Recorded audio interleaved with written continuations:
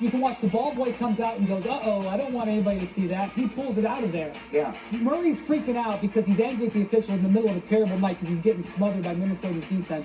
Most of the penalties in the NBA are for players throwing things off the court. Right.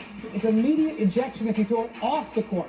But I don't know the precedent for throwing stuff on the court. It never happens. All right, so the symbolism of them throwing in the towel is interesting. But what should happen here? Me personally, I feel like he should be suspended for a game. That was an inch away from Karl Anthony Towns planting his right foot right on that thing. That could have hurt him.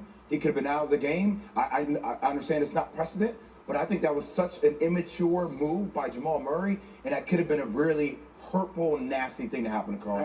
I'll be shocked if he's not, truthfully, because the two things can happen there. One, there's a lip on those things about that big.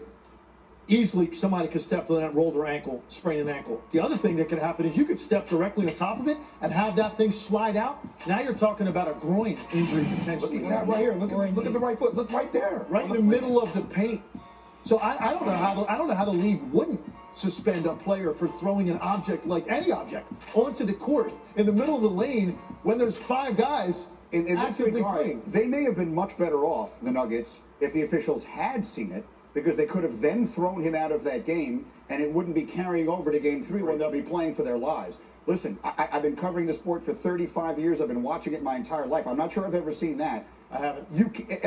I cannot imagine a player can throw an object onto the court purposefully during play and have there be a fine. What are you fining him? $20 million? How much money does he make? You can't fine him an amount of money that's going to make any difference. I can't imagine that's all that will happen. It should be a firm law. You can't throw anything on the court, and if you do, you're suspended. It should go without saying. I mean, there are some things that don't even have to be said out loud. I'm actually in a state of shock that Jamal Murray didn't have more restraint than that. I mean, what could he possibly be thinking to throw an object like that into the middle of the lane when the game's going on?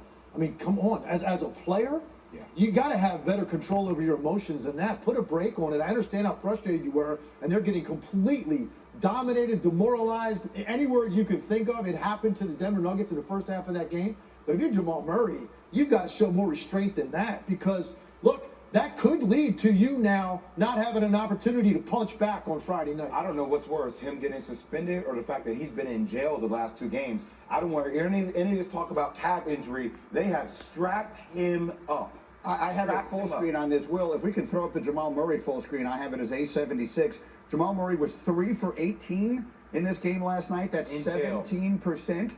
That's the second worst in Nuggets playoff history. Only Carmelo Anthony ever had a worse game, which was way back in 2004. So, I mean, we saw it's one thing to have a bad night. Jamal Murray's a great player, and he has proven himself to be clutch. No one is questioning that.